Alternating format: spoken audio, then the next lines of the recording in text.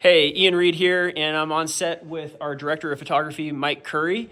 And we thought it would be fun to do another breakdown of what are some of the things that you might see on a film set and why are those things on a film set. So, Mike, walk us through. Sure. So right now we are in a studio in Michigan. This set was built by the Distant Moon team and dressed by the Distant Moon team as well. You take a look around. It has 3 walls. This side is false for us to have our cameras and personnel and audio coming from this side. We've got some fake windows with projectors outside. That will effectively, to camera, give us the illusion that there's a real scene out there. We're using a projector instead of just a printed backdrop, so we can have a little bit of movement that adds to that illusion. We have a bunch of lights that are faking what would be real sunlight coming in, that we're picking up just little areas of the set that we wanted to give extra attention to. So we've got a light that's playing just on that bookshelf. We have a light that's playing just for that table in the background. We've got 2 of our bigger lights just creating these big pools on the world here, all to give the feeling that there's real daylight out there playing through some trees, bouncing off of buildings, and making this whole thing feel like a real place that you could walk into. But the benefit that we get is that we have full control. We don't have to worry about time of day or weather. We can add haze to the room. We can adjust anything in any minute way, and we know it will stay exactly that way for the entire week that we're here. Awesome. So you touched on why that's possibly beneficial. Why is it important to be able to have full control over the lighting, not to deal with, outside weather or lighting changes or things like that? Sure. Specific to the thing that we're doing here, we're running very long takes, and we're starting early in the morning. We're going into the afternoon, and we can have the subject come in every day and, wear the same outfit, and it will feel like this sort of timeless space where there is no inconsistency. We never have a distraction like, a car drives by and that sends a reflection of light through the window, or the clouds come overhead. And, the amount of shoots I've done on location where a single, partially cloudy day is like the worst. Because in the middle of a shot, you might get a huge change in color and brightness for the entire scene, and you gotta wait, and you gotta, that ends up becoming more expensive than just building it all once and knowing that it's going to be the same the whole time. Especially when you're doing, a 3 or 4 day shoot where you're capturing a ton of content, where you're filming, all day long and don't have the time or budget to try to wait for those sorts of inconsistencies and problems. Perfect example.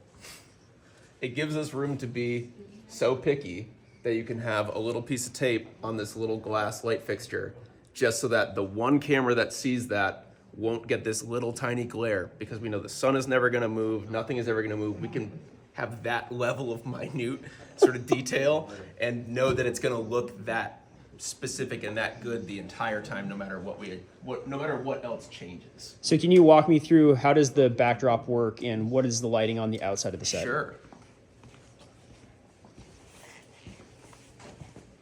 So we've got 2 projectors out here on one big screen that wraps around 2 of our flat walls. These projectors are short throw projectors, meaning that they're front projection instead of rear projection. That's another option you could use in certain cases, but because of the scale of our room, we went with front projection. The images that we're putting up, we can move around any way we want. We can adjust the speed to give us whatever look we're going for. So we made the decision to do, the trees blowing in the wind, and on a different course, we might do, a city or buildings in the background. So we have 1, 2, 3, 4, 5 lights all playing through this window. We kind of talked about those a little bit before, and each one, for the most part, is just highlighting one very narrow, specific area. Instead of having one big, ball of fire that's lighting the whole room, we can pick exactly what we want to bring attention to in the scene. Same thing around the back, but there's only 2 lights up here. We have one that's doing the bulk of it, of just creating this big pool of what feels like real sunlight coming in. And then this one light was just slivered in just to that bookshelf so that we could feel a little bit more of that data in there, because it was left pretty dark by this one up here. So you sometimes hear people talk about, using simple lighting or relying on natural light. Why Sure. do we need you know, you just talked about like 6 or 7 different lights just on the outside of the set alone to create the effect of sunlight. Why all those lights? Sure. Well, it's a few things. One, it's like neat is the wrong word because we usually start with just like the 2 big lights, and that already feels very realistic. But then because we have full control, because we're inside and we know nothing is going to change, we can start asking the question of like, okay, what exactly do we not see? Like, what are we losing, or what do we want to bring a little bit more focus onto?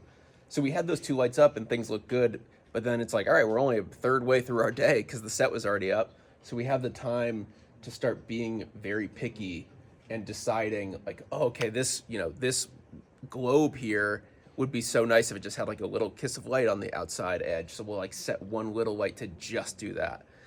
And the other part of it is when you have just the sun, but you're in a real building, that sun is such a big source that it is bouncing off of everything else in the world around it. So you might be getting a little bit of ambient green light coming in from the trees it's bouncing off of, or you might be getting a hard kiss of light from a pane of glass that's on a building from an adjacent, location. And all of that plays together to make what feels like one realistic source.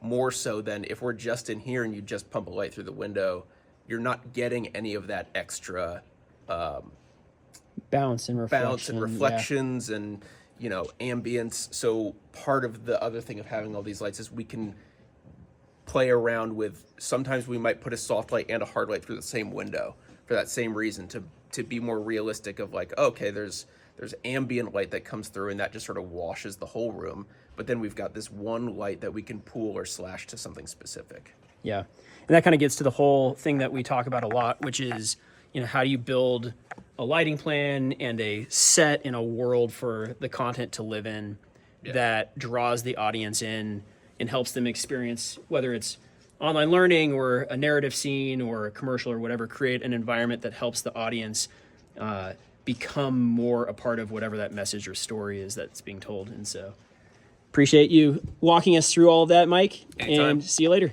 See you.